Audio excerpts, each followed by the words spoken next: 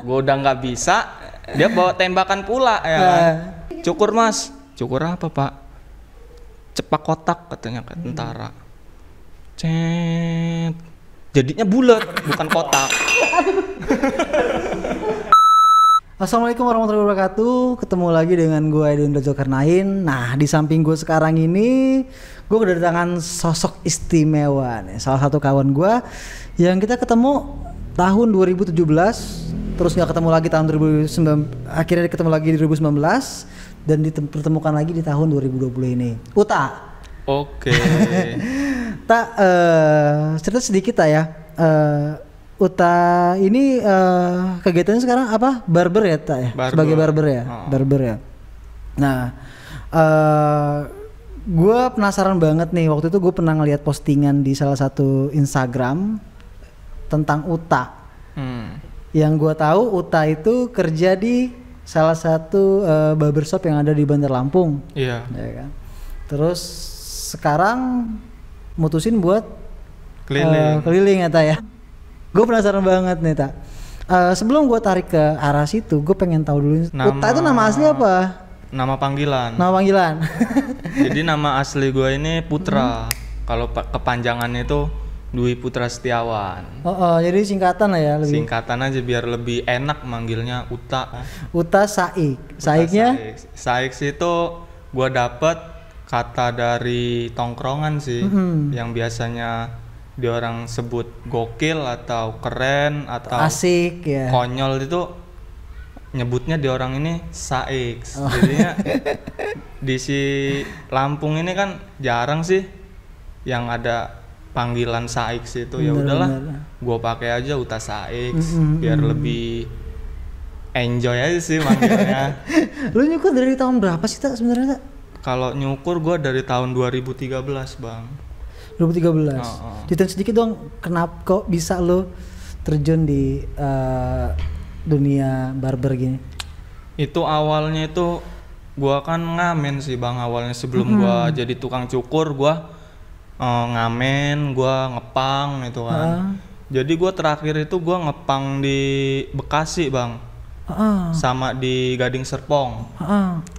Itu gua pulang dari Gading Serpong itu rambut gua kan kayak gini nih panjangnya nih. Jadi gua pengen cukur tuh. Cukurlah tempat langganan gua. Pada saat itu rame, Bang. Dan ada pangkas rambut baru di sebelah pangkas rambut langganan gua. Karena gua nggak mau nunggu, ada temen gua lah yang lagi nunggu juga di tempat pangkas rambut langganan gua itu. Dia nanya sama gua. Gua dulu masih dipanggil Putra sih. Put, lo pengen cukur ya? Iya, kata gua. Yaudah tuh, ada pangkas rambut baru di sebelah. Gua lihat, oh iya. Yaudahlah, karena gua nggak mau nunggu, gua coba lah di pangkas rambut sebelah itu. Ya kan? Bang, rapin rambut gua. Yaudah, lama-lama akrab gua sama karena tukang sering cukur itu terus akhirnya ya. Ya, pas gua seminggu lewat, gua main ke situ, tukang cukur itu tuh nanya ke gua, bro, temen lu ada nggak bisa nyukur, katanya kan. Dalam hati gua bisa bang, padahal gua nggak bisa. Gua cuma bisa. Ya, gua modal tekad sih. Tekad. Tapi basicnya emang udah bisa, sedikit udah bisa. Sedikit Ya? Gua udah tahu ilmunya, meskipun gua nyukurnya pakai gunting gitu kan. Gua dapet ilmu cukur pakai gunting itu gua dulu sempet mondok bang, di pondok pesantren. Gua waktu sebelumnya tapi sesudahnya ngepang. Sesudahnya ngepang, cuman gua masih tahu batasnya lah, karena kan gua punya patokan. Tapi sebagian kecil aja yang kayak gitu. Sebagai kecil aja. Dan ya udah, katanya kasir itu yang punya pangkas rambut itu, besok masuk aja mas, katanya kan. Ya udah, besok masuk kan gue pakai pakaian rapi. Biasanya kan gue pakai pakaian yang yang agak ya enggak bodoh-bodoh ya, amat gitu lah, kan, dilihat orang itu. Dan gue bingung, gue ngidupin mesin aja gue nggak tahu caranya itu. Terus gimana itu? Ya, Terus gimana ujung-ujungnya? Terus diajarin sama tukang cukur temen gua itu, gini nih bro, ngidupin mesinnya. Terus gua nggak tahu cara nggunainnya ini kayak mana gitu. Mereka sempet kayak nggak ragu. Cuman gua salutnya sama yang punya ini, dia ngedukung gua. Walaupun gua nggak bisa apa-apa di situ, dia nggak bilang, udah lu nggak bisa apa-apa, lu pergi aja sana, atau mohon maaf karena saya nyarinya yang udah bisa. Itu nggak ada kata-kata di mulut dia sama yang punya itu. Dan akhirnya seminggu gua di situ, gue ditinggal sama temen gue yang tukang cukur itu. Jadi pulang sisa kampung doang di situ. Sisa gue sendiri, sedangkan gue nggak punya, gue nggak bisa apa-apa gitu, gue nggak tahu cara-caranya. Ilmunya belum kayak sekarang lah ya. Jadi terus gimana itu? Gue nekat aja sih, gue tekad. Terus gue cari dulu yang anak-anak kecil. Anak-anak kecil. Tapi karena gue nungguin anak-anak kecil itu nggak muncul-muncul. Yang muncul itu bapak-bapak, ya kan. Waduh, kata gue, deg-degan. Yaudahlah, kata gue kan, karena gue pengen belajar, gue pengen bisa nyukur. Dan niat kita baik, nggak mau ngecewain orang kan. Iya. Ya pasti kan. Yaudah, gue coba, kena marah. Ada orang lagi cukur, bapak-bapak lagi kena marah. Sempet tentara, men. Serius? Tentara, dia masih pakaian dinas gitu ya? Pakaian dinas, bawa tembakan itu kan. Gue udah nggak bisa, dia bawa tembakan pula ya kan. Katanya ada was-was juga nih gitu. Cukur mas, cukur apa pak? Cepak kotak katanya ke tentara. Cet, jadinya bulat bukan kotak. Maaf pak, kata saya kan, diam sambil nunduk kan. Akhirnya dia pergi. Setiap saya nyukur itu dimarahin terus gitu. Bahkan kalau setiap finishing itu namanya ngerok ya kan, bahasa awamnya itu darahan terus. Ya, darahan terus. Ya, tapi itu dengan marahnya mereka, dengan makian segala macam, lu juga nggak kapok ya sebenarnya? Nggak kapok gua. Itulah yang gua salutnya, sifat yang ada di dalam diri gua ini, karena memang gua udah terbiasa di jalan mungkin ya. Untuk mental itu gua udah punya gitu loh, mental untuk berdiri selagi niat lu baik gitu. Karena kan kalau ngamen itu kan kita banyak tuh diliatin orang. Nah mungkin gue dapet mentalnya dari pengalaman gue ngamen gitu kan. Jadinya gue enjoy aja gitu, gue nyukur di sambil berdiri diliatin banyak orang yang ngantri itu. Walaupun gue nggak bisa, gue tetap pede aja. Gue tetap pede. Dan orang itu ngelihat gue itu gue profesional gitu. Padahal saat itu kita deg-degan ya. Gue mondar-mandir, apa ini yang gue kerjain ini kan, sampai keringat ini segede-gede jagung ya kan. Tapi dengan berjalannya waktu, gue setahun di situ, gue udah mulai ngerti cara-caranya sendiri itu gue. Sendiri.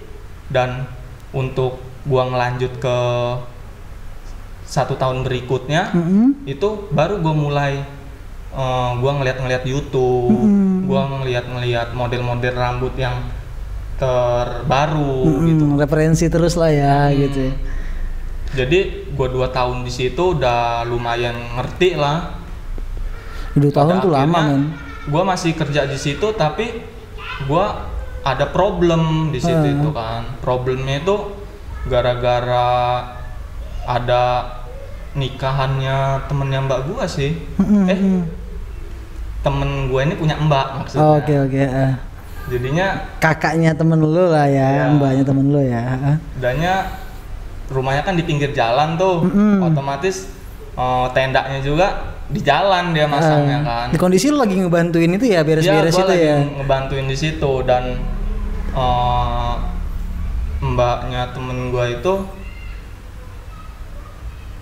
minta ini gua buat nutup jalan supaya yang lewat itu nggak kena tenda. Karena posisi lagi masang-masang tenda gitu ya.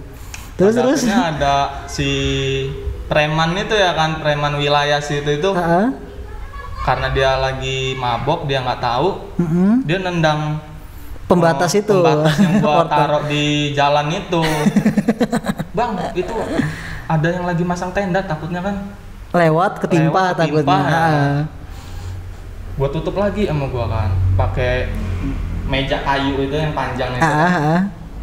Sama dia, apa-apaan lagi nih katanya kan dihalangin lagi, ditendang lagi sama dia. Jadinya gua greget juga sih sama orang itu ya kan.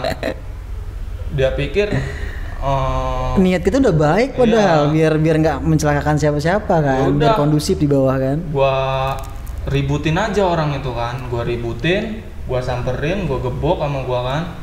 Terus ada tetangga gua ngomong ke gua, "Woi Put, itu tuh abang itu." Gua nggak tahu namanya siapa kan, pokoknya dia tuh disegenin lah di kampung itu kan. Itu lo apain waktu itu? Gua centang sih, gua centang palanya sama gua kan 2 kali ya kan. Gua sempet pengen dikejar sama orang itu, cuman gua udah OTW naik motor sama temen gua cepet-cepet ya kan, karena kan tetangga gua itu udah ngomong dibebadik udah kata gua kan. Akhirnya gua malam itu juga gua langsung berangkat ke kampung gua kan punya kampung di daerah Gading Rejo Prengsewu sih. Disitulah gua Di malam itu juga lo berangkat. malam itu juga gua berangkat ke sana, dianterin temen gua. Gua bingung kan, di situ tuh dulu masih sepi sih, tahun 2014 itu masih sepi. Ujung-ujungnya gua punya inspirasi lah buat nyari kerjaan di daerah yang rame.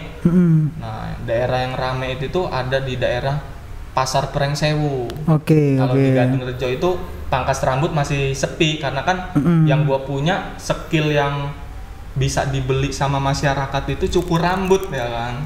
Keahlian lo yang lo bisa saat itu ya. Gua berangkat ke Prengsewu, gua nggak punya duit sama sekali. Karena tekad gua kuat, gua pengen nyari kerjaan, gua jalan kaki. Iya, jalan dari kaki. Dari sini ke sana, men? Dari kampung gua itu ke Prengsewu, dari Gading Rejo ke Prengsewu, gua jalan kaki. Itu lumayan loh, men.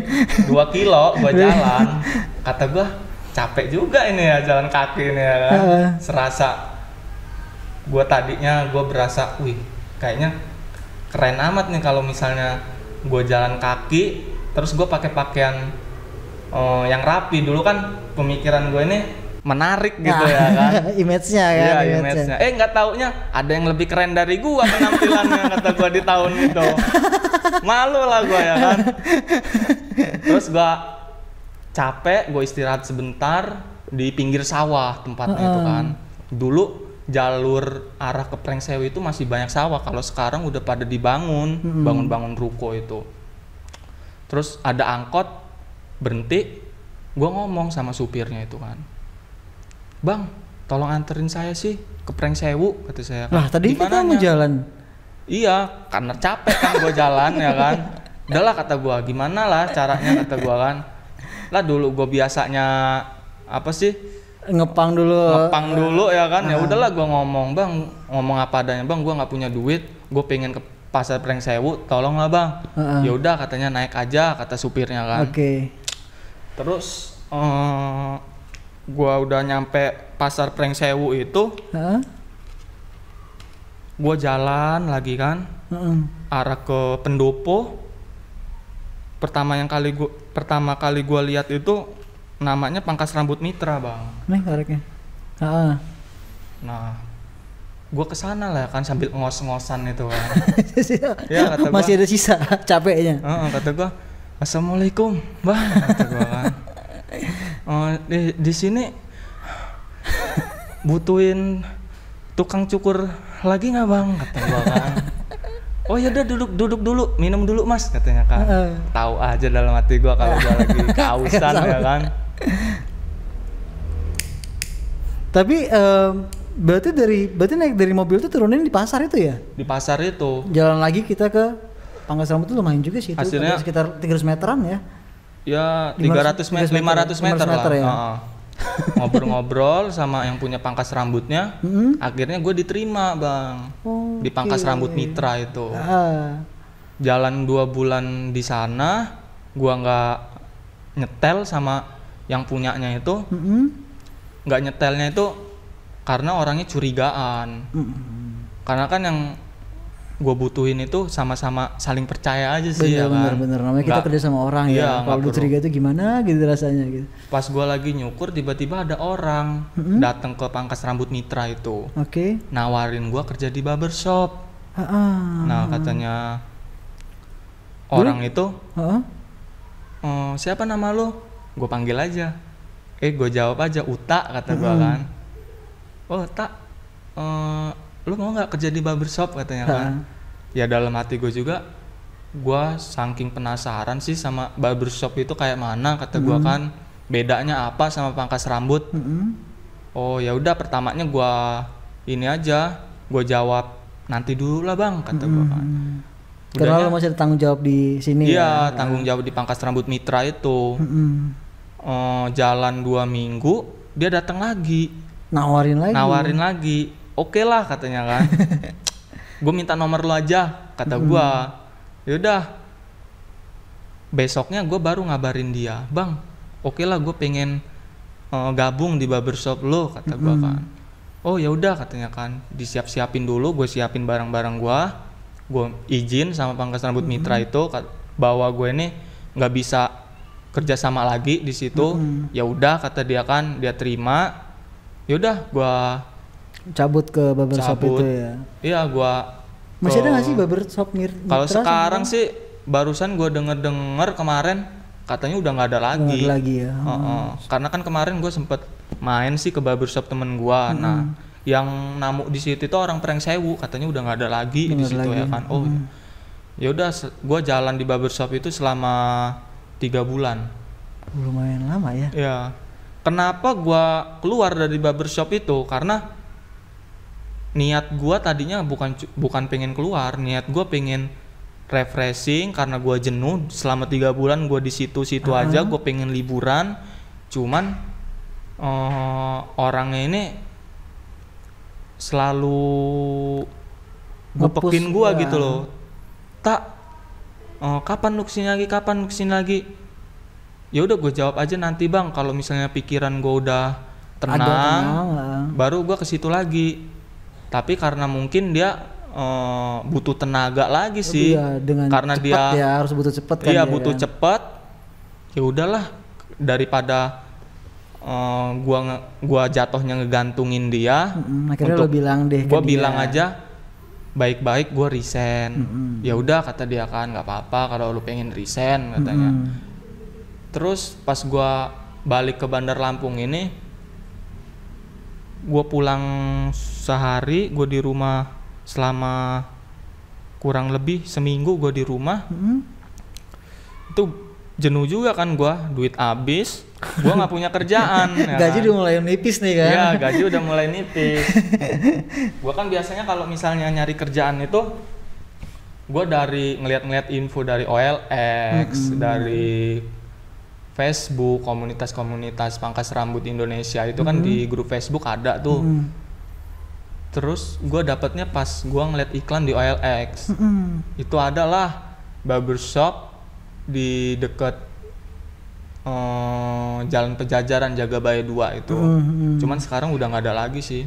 Iya, yang kita ketemu di project di situ sebelumnya, ya. Bang. Oh, sebelumnya lagi? Iya, sebelumnya. Berarti nggak jauh dari situ dong? Nggak jauh, mungkin setengah kilo lah dari tempat yang kita ketemu itu. Akhirnya mulailah masuk di barbershop yang ini, yang di Jalan Pejajaran yang dekat Jagabaya 2 itu. Mulailah karir barbershop yang kedua dimulai lagi di sini. Dimulai lagi karir gua masuk ke dunia barbershop itu kan. Apa gue masih penasaran. Oh yang gue tahu itu hasil caranya kita nyukur itu udah beda. Terus cukurannya juga harus rapi.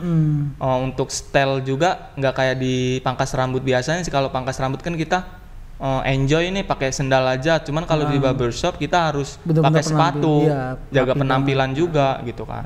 Terus setelah gua masuk di barbershop itu, banyak sih ilmu-ilmu yang gua dapet di situ. Pada akhirnya gue juga jenuh di situ kan. Gua sendiri gue punya sifat yang bosenan, bosen di suatu tempat dan di situ-situ aja. Jenuh ya, nggak ada sesuatu gitu. yang baru lagi nih, Nggak apalagi ada yang bisa gue sesuatu. pelajarin lagi ya gitu. Betul lo tipikal orang yang nggak puas dengan apa yang lo milikin sekarang ya gitu. Iya, gue nggak puas gitu. Ya memang kayak gitu sih seharusnya sih gitu. Iya. belajar gitu. Kalau udah mentok pindah lagi belajar. Cari tahu apa yang belum kita tahu ya kan. Bener. Karena semakin kita tahu, semakin kita banyak ternyata kita nggak tahu apa-apa. Benar. Oke, udah keluar dari yang barbershop yang ini. Terus pindah kemana lagi? Gue ngelamar lagi. Biasa gue tuh kalau misalnya nyari kerjaan itu pasti lewat iklan OLX atau grup-grup komunitas pangkas rambut. Terima kasih OLX ya pokoknya. Gitu. Iya benar. Terus suatu apa ya? Wadah banget ya bagi ini sih pengalaman gue juga di OLX gitu kan. Situ. Terus dengan berjalannya waktu mungkin hampir barbershop di Bandar Lampung ini udah pernah gue masukin sih. Hampir semua barbershop di Bandar Lampung ini udah pernah gue masukin. Cuman dengan gue keluar itu ya kayak gitu, gue bosen, gue jenuh atau gue nggak nyetel sama bosnya gitu kan. Akhirnya gue terakhir itu gue ngelamar di barbershop yang ada di sebuah mall. Mall di Lampung ini. Yang kita satu project juga lagi di situ ya. Akhirnya tahun 2019 kalau nggak salah ya. 2018. 2000 kurang lebih segitulah 2018. Jadi 2017 kita ketemu di barbershop Tom ya. Tommy ya. Di situ akhirnya ketemu lagi di 2019 bikin video lagi gitu. Tapi gue anehnya kok setiap gue bikin video barbershop sekitar 3 kali deh, 2 kalinya ketemu lu men. Iya. Nah, ini anak ada di mana-mana ya. Iya. Gue heran dari situ tuh. Nah, Uta lagi. Cuman memang kita kan jarang bener ketemu ngobrol yang kayak gini kan. Cuma ketemu pas, tak gitu kan. Cuman gue tahu lo orang baik sih, tak.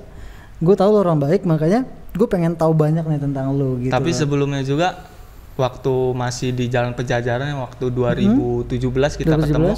Kita sempet sharing ya pengalaman, pengalaman ya yang lu ini pertama kalinya punya kamera, tapi kamera itu kredit ya kan? Karena gue gak mampu beli cash men waktu itu.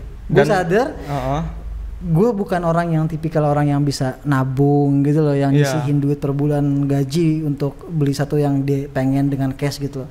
Gue sadar di situ. Akhirnya apa nih yang bisa ngebentuk gue biar kalau kita punya tunggal kan kayaknya kita kerjanya gimana kan, wah ini harus di sisi nih gitu. Nah akhirnya gue kredit gitu loh, ya bener-bener kredit. Ngeberaniin ya. Sebenarnya ya kalau kita punya duit cash ya kita beli cash sih, cuma karena di kondisi itu kita bisa kredit ya udah deh. Itu salah satu inilah ya awal mula lu punya kamera terus lu bener-bener fokusin di dunia videografer ini. Benar. Ya di situlah ya awal mula gue dibikin. Ya pertama kali gue bikin video barbershop ya di tempat lu itu sebenarnya. Pakai Canon 600D kalau nggak salah. Iya, kamera pertama gue itu. Iya. Terus waktu gue kerja di barbershop yang ada di sebuah mall, itu kita ketemu lagi ya kan? sharing lagi, ngobrol-ngobrol lagi. Akhirnya gue masuk situ itu nggak mudah sih, gue masuk barbershop di situ tuh gue penuh perjuangan gue harus diseleksi dengan lawan seleksi gue ini. Kalau nggak salah ada 9-10 orangan di situ. Wah, boleh pakai tes juga ya? Iya, dites juga. Itu yang diterima itu cuman 3 orang. Dan salah satunya lu. Gua alhamdulillah dapat kursi nomor 3 di situ. Oke.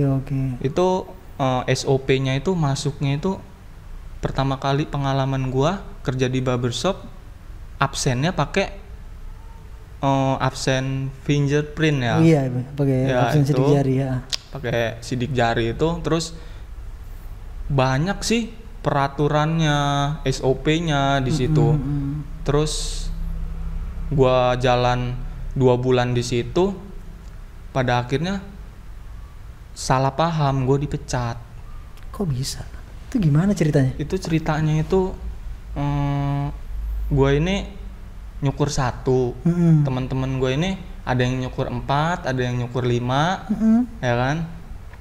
Sangkain yang punya nama barber itu, gue ini males-malesan kerjanya. Padahal customer itu nge-requestnya sama temen-temen gue. Request ya. Makanya gue belum jelasin, cuman gue udah dikeluarin. Ya udahlah, buat apa gue ngejelasin? Gue udah dikeluarin gini, pikir gue kan.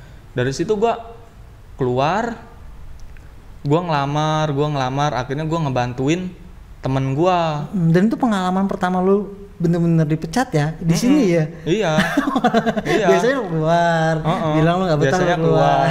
Dan itu pengalaman gue. Gimana rasanya dipecat? Ya kalau rasanya dipecat sih, pada saat itu gue enjoy aja sih, dan bener.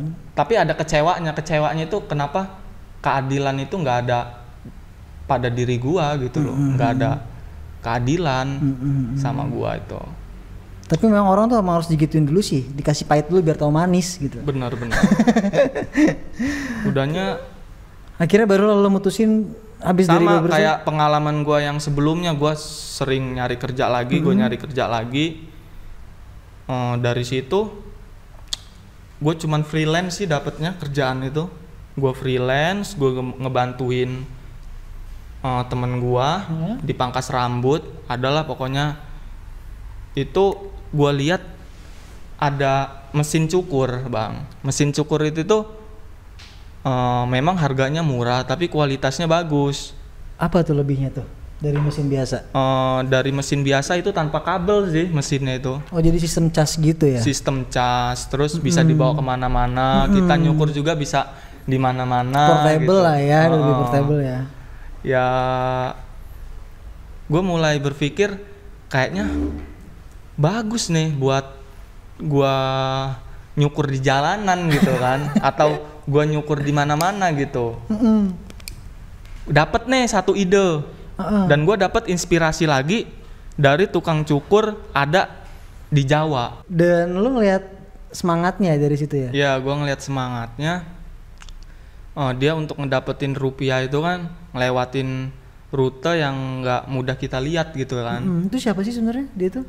Dia tuh cukur rambut keliling juga sih. Gue nggak tahu namanya, gue lupa sih namanya itu. Tapi di pedesaan gitu ya dia? Iya, dia di pedesaan gitu. Dia untuk pengen ngedapetin rupiah itu dia ngelewatin kayak jalanan yang becek, terus ngelewatin tanjakan, itu kan ngeri sih. Bener. Nah, yang gue lihat itu semangatnya. Terus gue mulai berpikir dia bisa, ya kan?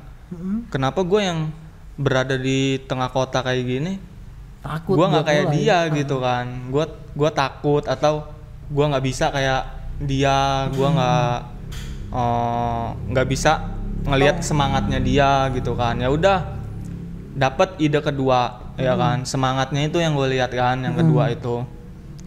Terus yang ketiga itu gue ngeliat ada seniman cukur, seniman rambut dari Jogja itu, dia udah masuk entertainment sih. Terus dia bikin status Instagram itu, kalau misalnya kita berkarya di seni rambut, kita nggak mesti di barbershop. Kita bisa ngelakuinnya itu di bawah pohon, bisa di pinggir jalan, bahkan di atas bukit kita bisa ngelakuinnya gitu kan. Oke, yang pertama mesin cukur yang tanpa kabel, gue dapat idenya. Terus yang kedua, semangatnya orang itu untuk ngedapetin rupiah di pedesaan. Terus gue ambil, gue berada di tengah kota, gue ikutin semangatnya sama gue kan. Terus yang ketiga, dari kata-kata seniman rambut yang dari Jogja itu, yang nyukur tuh bisa di mana aja gitu ya. Oke lah, gue jadiin tekad gue untuk cukur rambut keliling ini. Gue ngomong ke ayah gue itu, ya Putra pengen cukur keliling aja lah. Oh ya udah. Terus mesin rambutnya gimana? Mesin cukurnya kayak mana? Memang berapa katanya ya gue kan. nanti gue putar lihat dulu. Gue Cari, lihat tuh bang ya, gue cari. Berapa tuh harganya? Harganya tuh di toko online 135.000. Dan itu sama kayak mesin yang di tempat temen gue itu. Gue kan sebelum beli gue udah nyoba dulu ya, udah nyoba juga ya. gue. Wih kata gue tajem dan mesinnya ini awet juga baterainya. Itu bisa berapa lama sih? Itu kalau misalnya kita nyukurnya santai 5 orangan lah bang. Cuman kalau misalnya kita nyukurnya cepet, rapi itu bisa 10 kepala, 11 kepala itu lumayan masuk kalau gue ya? nyukur gitu kan. Sistem cas gitu ya dia? Sistem cas. Kayak udah ketemu tuh polanya, akhirnya udah mulai turun deh gitu loh. Gue kumpulin alat-alat dulu, ya kan. Terus alat-alat itu udah kekumpul, gue seneng bener bang. Tapi gue bingung tempat alat-alatnya itu gue naruhnya di mana gitu kan. Tapi gak sebelumnya kalau dibojok kan? Iya sebelumnya gue ngelihat di Google itu ada yang pakai koper terbuat dari kayu, pas dibuka langsung sama kacanya gitu kan. Bener. Terus gue berpikirnya gue pengen lah make namanya barber tools. Barber tools itu koper yang biasa dipakai untuk para barber kalau misalnya ada panggilan gitu kan. Dilihatnya kalau pakai barber tools itu profesional bener lah bang gitu. Tapi gue nggak ada modal, gue nggak ada duit gitu kan. Duit gue cuman pada saat itu gue cuman dikasih sama ayah gue itu 200.000. Terus gue pandangan gue sambil mikir itu ada lemari plastik bekas untuk nadahin baju-baju gue. Itu di atasnya itu ada koper merah, koper baju. Nah, itu yang lo lihat pertama kali ya? Iya, pandangan gue itu ke situ bang. Terus koper itu kumel, banyak debunya. Kata gue, itu koper siapa tak? Itu koper ibu gua. Koper ibu gua.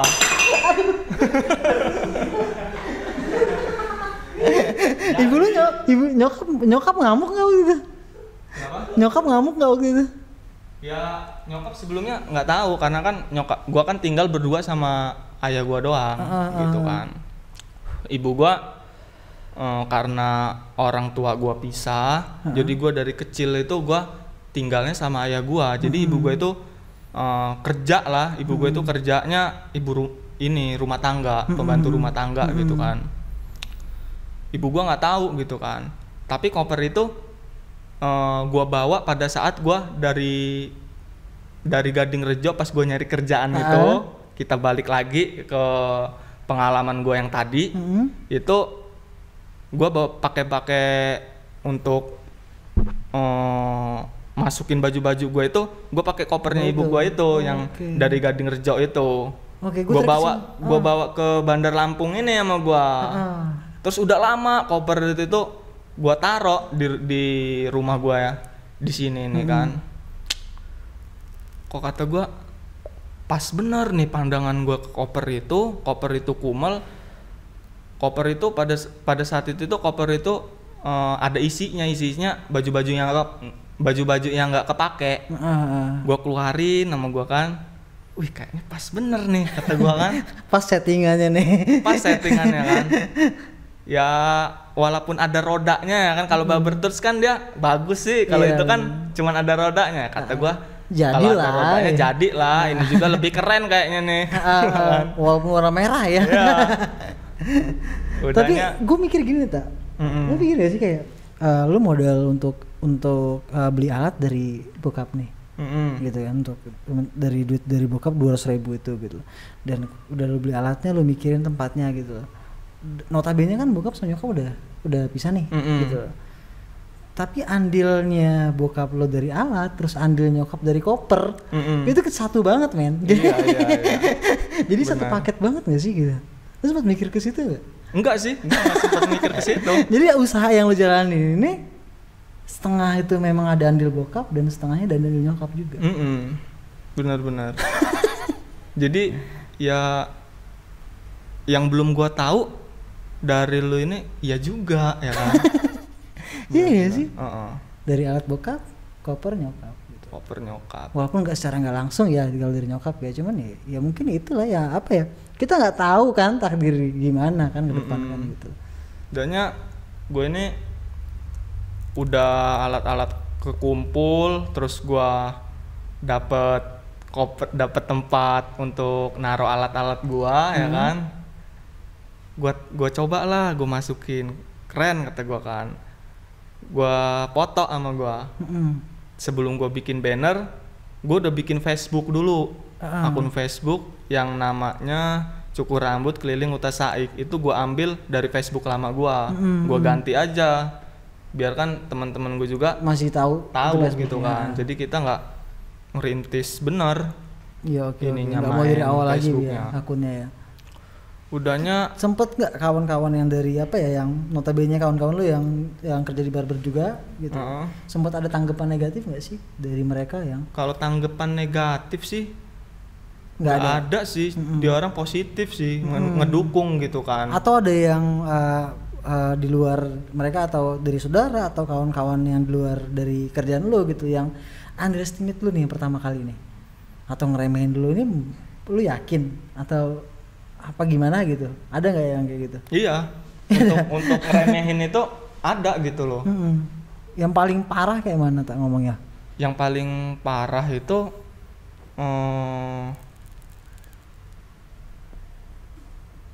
gua diremehin itu pas gua lagi stay di tempat kerjaan gua lama yang ada di sebuah mall. Oh, kawan lu yang di barber sebelumnya? Iya, kawan gue itu ngomong, lu bisa untuk di jalan gitu kan, sedangkan kata dia ini lu ini sering pindah-pindah kerjaan, apalagi lu di jalan. Kata gue capek, gue kerja sama orang terus. Bener. Gue capek, terus gue mulai cari kerjaan, gue ditolak terus. Ya kenapa enggak, kata gue, kan gue punya skill kok. Iya. Gue ngomong kayak gitu ke temen gue. Oh ya udah, katanya, semoga aja lancar lah. Ya kan. Nah, yang ngomong kayak gitu ke gua pas gua udah mulai turun ke jalan, itu gua nggak bermaksud kayak pengen apa sih namanya, ngebandingin ya, atau ngebales. Iya, ngebales. Ini bukan, memang tujuan gua, feeling gua juga, gue pengennya stay di situ. Gue stay di depan ini, di depan pintu masuk mall itu, bukan di ininya deket-deket. Gue di depannya itu. Terus gue share di akun Facebook gue, dia komen, katanya, kenapa nggak sekalian lu masuk mall aja, katanya. Gitu. Itu pedih sih. Iya. Jadi kan dia arahnya itu saingan gitu kan, arahnya itu ke saingan. Kalau maksud gitu. kita nggak kayak gitu ya. Maksud gua nggak kayak gitu, gitu kan. Ya udah, nggak gua tanggepin sama gua kan, gua cukup tahu aja. Dan biasanya dia menyukai postingan gua, sampai sekarang dia kayak apa ya, bodo males amat, gitu kan. Oh, kata gua udah inilah, udah tahu lah sifat dia itu kan. Tapi gimana lo nanggepin itu? Nanggepinnya ya udah biasa aja. Biasa aja sih. Karena memang di lain sisi gue suka di ruangan terbuka, karena gue jenuh di satu ruangan. Dan makanya gue suka di ruangan terbuka. Juga bebas itu ya, bebas banget, orangnya bebas, nggak bisa diatur sih. Dalam arti kata ya, jiwa lu bebas gitu loh. Dengan lu usaha sendiri kan lu bebas buat di mana aja, buka di mana aja. Untuk kerja, bener. Untuk nyari duit itu kan gue sendiri yang ngatur ya kan. Dan gue berjalannya selama 15 hari, gue keliling, itu gue stay di depan dinas kesehatan yang ada di Jalan Dr. Susilo, Pahoman. Itu gue ketemu sama anak TV lah. Itu dia untuk meliput gua, tertarik kata dia, ya. Wah ini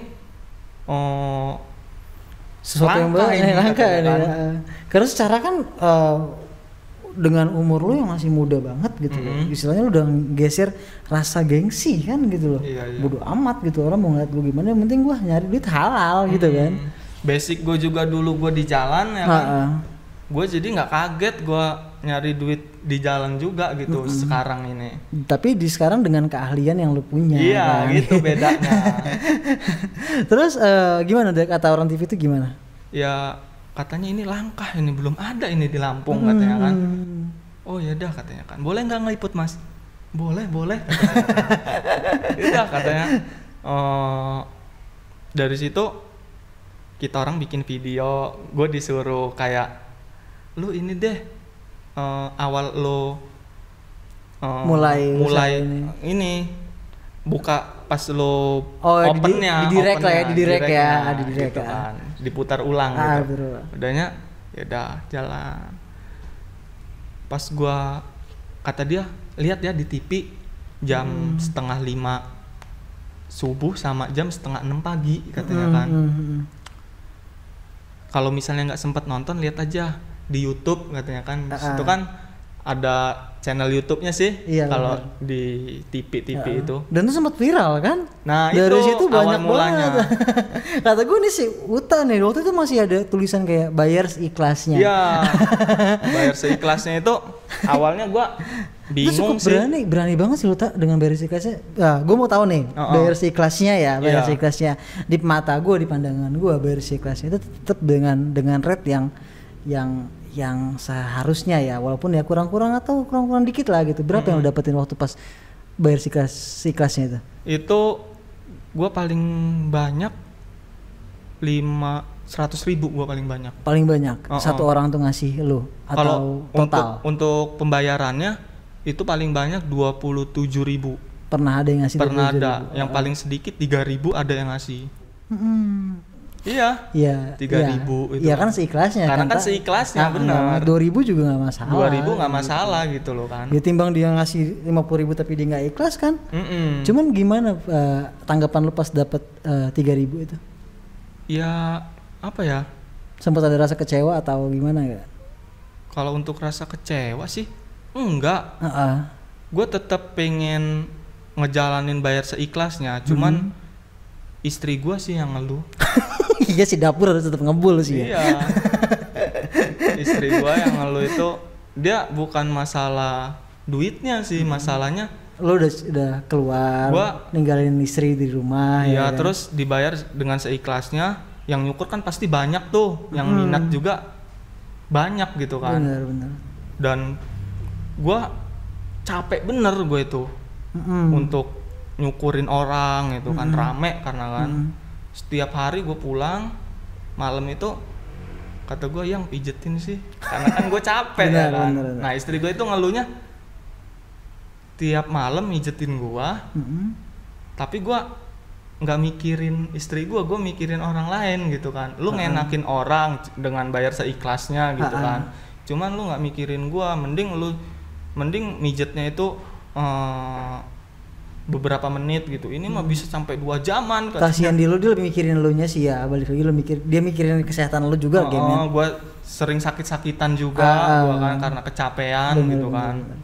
Ya bener sih yang dia pikirin lu nya gitu loh.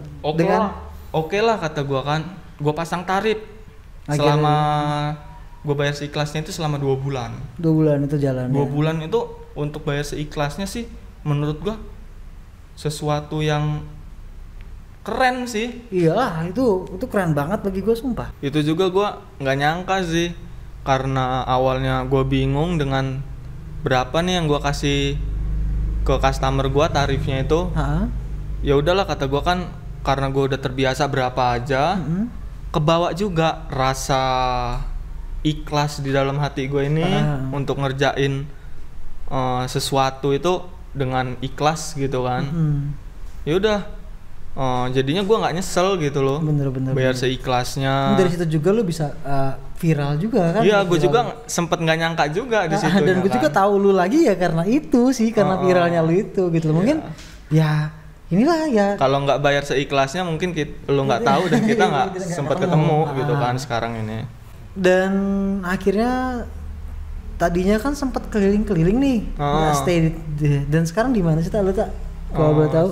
Di Satelit Pahoman. Di Satelit Pahoman di mananya nih? Di depan Tarpruwe, depan Puskesmas Pahoman. Di situ dari jam berapa sampai jam berapa biasanya?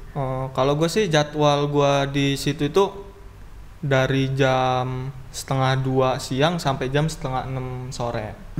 Karena gue dari jam 8 pagi sampai jam 12-nya itu gue jaga pangkas rambut gue yang di rumah. Oh, jadi buka di rumah juga sekarang? Buka juga di rumah. Nanti setelah gue pulang keliling, pulang stay di Satelit Pahoman itu, lanjut lagi dari jam 7 malam sampai jam 9 malam gue nyukur di rumah. Karena lagi. Yang nggak sempet atau malu cukur di pinggir jalan, itu bisa ke rumah. Gua arahin ke rumah. Ada beberapa juga yang malu sih ya, yang di pinggir jalan bener-bener. Banyak yang ngasih masukan, kenapa nggak lu tutupin aja biar orang-orang itu nggak malu, atau mungkin lu cari tempat atau gimana. Gue sih terima masukannya, cuman karena apa ya, masalah kembali lagi gue suka di tempat terbuka daripada tempat tertutup. Lebih gitu fresh kan. Lah ya, Lebih ada yang banyak yang kita lihat gitu kan. Jadi orang-orang juga punya pengalaman juga. Kalau misalnya cukur di pinggir jalan yang tadinya dia cukur di ruko, cukur di dalam ruangan itu kan, mungkin pengalaman pertama ya sama gua ini cukur di pinggir jalan. Dari jam 8 pagi sampai jam 9 malam aktivitas sini lo lakuin ya? Iya. Oke, seberapa cinta sih lo sama kerjaan lo sekarang ini? Kalau untuk kerjaan sekarang ini cinta banget sih. Pernah berpikir buat untuk mencoba sesuatu yang lain lagi gak? Selain cukur? Pernah. Sebelum gua nyukur keliling ini, gua makin cinta sama profesi ini ketika gua mandiri. Maksudnya nggak ikut orang gitu kan. Kita yang nyari customer sendiri, kita yang ngerasain sendiri susahnya bener-bener nyari duit, terus ngerintis usaha sendiri itu sih untuk mendalaminya itu kan gimana caranya buat menarik customer itu, kita pasti nyari lagi ilmunya, lama-lama kita dalam bener gitu untuk masuk ke dunia cukur rambut. Nggak kayak pas gua masih ikut orang dalamnya gitu. Dan tanggapan bokap nih setelah ngeliat lu yang sekarang ini? Tanggapan bokap sih, dulu gua diremehin untuk masalah tato gitu kan. Bokap sendiri sih yang bilang. Ya karena full ya? Full sih. Bokap sendiri yang bilang ke teman-temannya, katanya anak gua tatoan, tapi jangan dilihat tatonya, dilihat dulu tato itu kan seni gitu. Bener. Yang penting dia itu mau gitu kan, mau usaha sendiri. Dan tato juga bukan suatu indikasi lo baik apa enggaknya kan. Itu pertama kali gue bertahun-tahun punya tato, baru itu bokap gue bilang kayak gitu ke gue. Jadi kayak wah, kata gue. Yang tadinya bokap itu ngeremehin gue punya tato gitu kan, bakalan kedepannya kayak mana gitu kan. Bokap gue bilang, setelah gue cukur rambut ini gue buktiin ke ayah gue kayak apa ya, kata gue ngerasa bokap gue bilang sendiri tato itu seni loh. Benar. Yang tadinya tutupin aja tato lu, nggak enak dilihat, itu kan harus rapi kalau ketemu sama orang itu. Tapi pertama kali lu nato gimana men? Pendapat bokap waktu itu pertama kali lu nato? Kecewa bokap. Mana tato pertama? Pertama di kaki sih, maaf nih. Ini nih gua sendiri, gua buat mesin sendiri, gua pengen ngerasain sendiri rasanya ditato itu kayak mana, kata gua kan. Akhirnya tato di kaki. Ya. Terus bokap tahu yang di kaki itu pertama kali? Enggak. Bokap gua taunya pas gua masang tato di sini sih, ini. Katanya bokap gua itu bisa dihilangin nggak? Kata gua bisa, kata gua. Bisa, kata gua. Tapi dengan berjalannya waktu, kok itu nggak hilang-hilang, katanya bokap gua kan. Bisa kak ini nanti diam aja kan gua. Itu lama-lama tahu kalau ini permanen. Dan dia marah gak gitu? Hah? Dan dia marah gak? Ya marah, dia kecewa, dia Gue marah. jangan kan nato ya men. Gue pirang aja nggak boleh ikut kondangan sama nyokap gue. Rambut gue pirang aja gue ikut kondangan lo ya kata nyokap gue. Ini tato men. Ya balik lagi ke seni sih ya. Semua yang orang katanya bisa biasanya ya. kalau bokap gua ke tempat saudara-saudaranya gitu kan, biasanya gua diajak. Ini bokap gua malu ngajak gua. Ya, katanya kan nanti ditanyain anak siapa, yang misal anaknya si Yadi itu kok ini sih kayak gini sekarang, dulu padahal di pondok pesantren katanya kan. Gitu. Iya jauh banget kan ininya. Kan? Tapi setelah gua buktiin gua punya skill nyukur, dan gue juga ngebuktiin kalau lu juga orang baik kan gitu. Gue kenal lu baik banget sih. Lu orang yang bener-bener punya enggak, gue pertama kali ngeliat lu ya dengan seguyur tato itu ya untuk di daerah sini sih agak jarang banget lu ngeliatnya. Wih men, gila keren juga nih, karena kan lu juga ngefans banget sama Tom Dillon's-nya Blink-182 kan, katanya kan full sampai sini kan gitu. Apalagi Travis Barker semuanya Travis kan full. Gue keren nih orang nih gitu. Cuman yang image gue orang yang bertato tuh galak gitu loh. Ketika gue ngeliat lu ya, men ya udah gitu loh. Ternyata ya balik lagi bukan dari luarnya tapi dalamnya sih yang gue lihat. Ya. Dan lu ya udah fine gitu loh. Cuman dari satu nambah lagi ke sini nih. Nambah lagi apa kata bokap itu? Ya kalau untuk nambah sih yang ketahuannya itu cuman di luar doang, bagian luar. Jujur aja sih, gue punya tato cuman bisa karena kan tato itu seni. Gitu nagih kan. Gak sih katanya nagih? Nagih. Naginya itu efek bosen. Iya. Bosen sama satu gambar, pengen punya gambar lainnya lagi gitu, gambar baru lagi. Jujur tak total ada berapa tak? Kalau total itu 1, 2, 3, 4, 5, 6, 7, 8, 9. Gue di badan bersih, jujur aja. Kenapa gue naruh gambar tato di luar yang kelihatan sama orang-orang gitu kan? Karena gue mikir kalau misalnya di dalam seni yang ada di dalam tubuh gue ini nggak bisa kelihatan sama orang. Jadi orang itu nggak bisa menikmati seni yang ada di dalam badan gue. Makanya gue punya konsep sendiri. Gue kalau bikin tato di luar aja. Itu sih prinsip. Tapi dari semua tato yang lo punya, mana yang paling lo suka nih? Yang paling gue suka? Iya, dari semuanya. Ini sih. Favorit lo? Gambar Joker ini. Oke. Nah. Ini yang paling kenapa bisa ini jadi favorit? Artinya Joker ini sama kayak perjalanan hidup gua sih bang. Joker ini kan diremehin banyak orang. Bener. Gitu kan. Cuman dia tetap enjoy aja. Bahkan dia kalau disakitin dia tetap baik, terlihat tersenyum gitu kan. Tetap senyum gitu kan. Sama halnya kayak gua banyak diremehin orang. Dan lo nggak balas ya udah senyum aja. Gitu. Iya, gua anggap aja biasa aja gitu loh. Gua jadiin pelajaran buat gua untuk melangkah ke depan yang lebih baik lagi. Mertua tak? Kalau mertua sih awalnya udah tahu sih, memang udah tahu dari pacaran ya. Dari pacaran itu taunya dari. Sempet protes nggak? Enggak sih.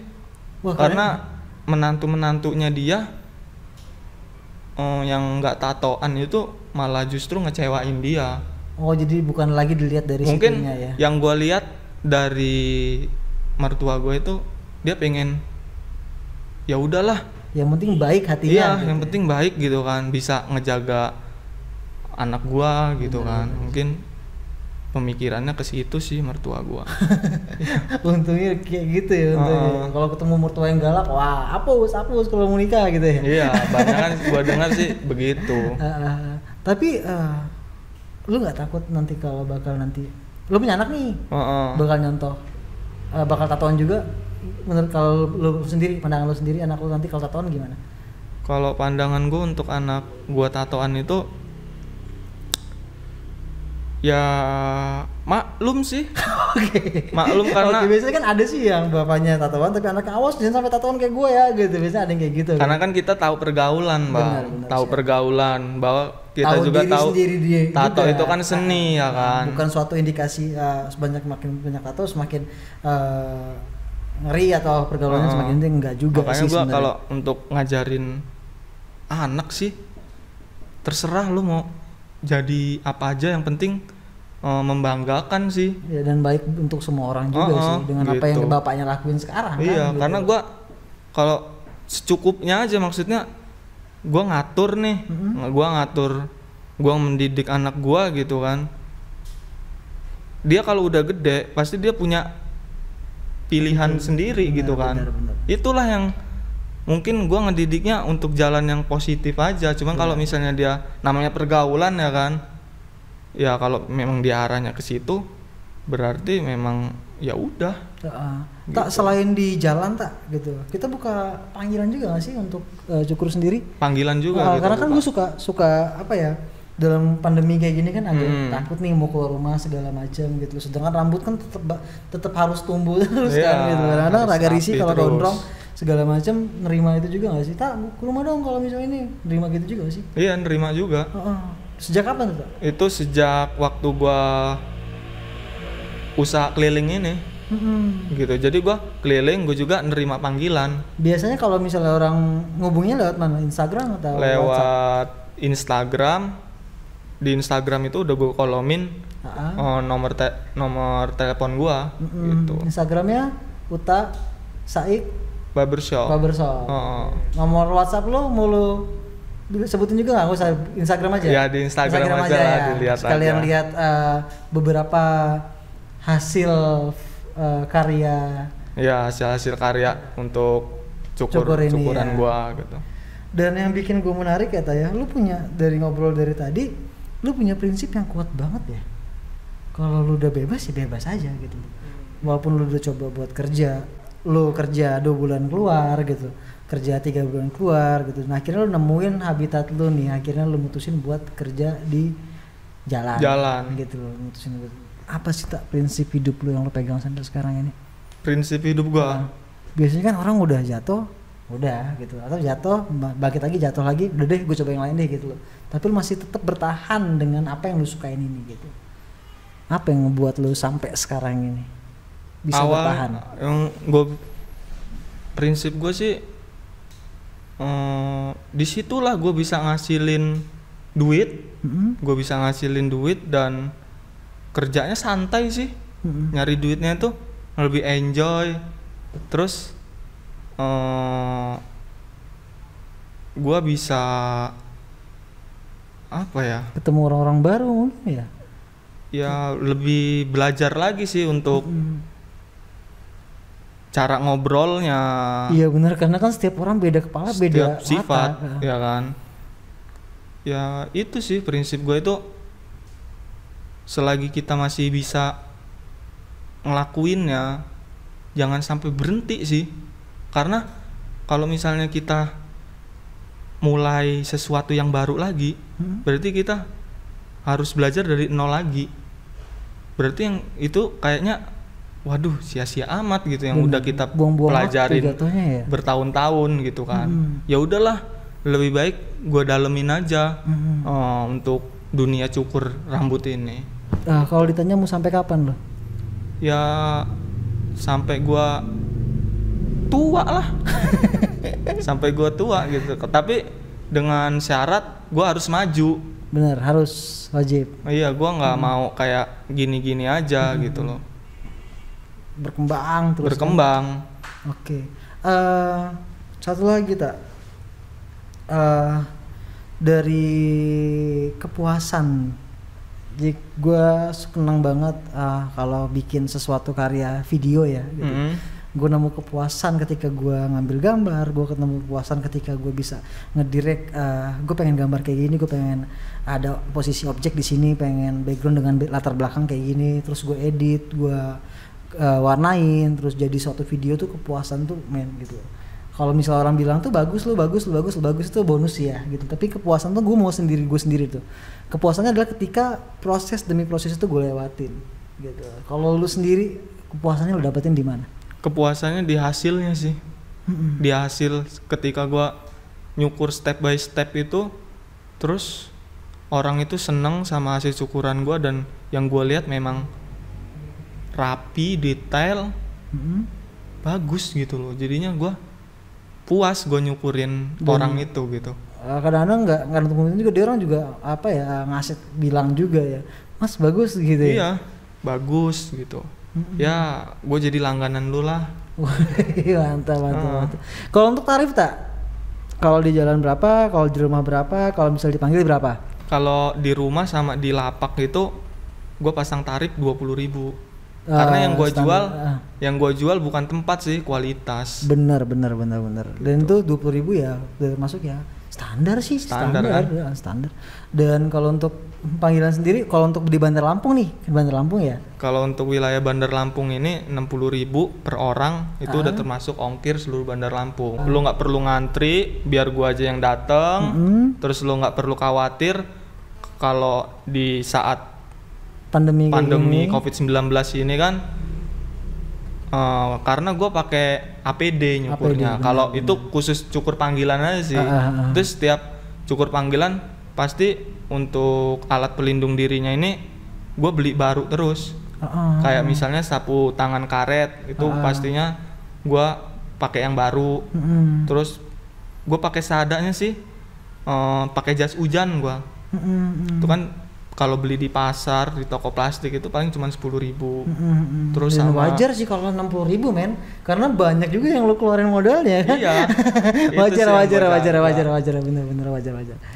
Kalau masukan buat temen-temen yang lihat video ini sih, selagi kita punya mata yang sehat, tangan yang normal, kaki yang masih lengkap, yang masih bisa berjalan gitu kan, ya udah jalanin aja. Kita jangan cuman mikirin modal duit gitu kan. Kita kan punya modal terbesar kita yang gue bilang tadi gitu kan. Ya udah lu jalanin aja. Nanti untuk kedepannya lu kan bisa ngerintis, ngumpulin alat-alat yang pengen lu beli gitu kan. Yang penting usaha mah jalan dulu. Kalau misalnya kita mikirin modal itu nggak bakalan jalan usaha lu cuman punya mikir pikiran usaha terus, itu nggak jalan-jalan itu. Usaha yang lu mulai dulu dan jangan minder. Ya, jangan gengsi. Jangan pernah mikirin dari mana-mana. Yang penting kalau lu yakin, lu suka, lu jalanin, udah. Dan kalau misalnya usaha lu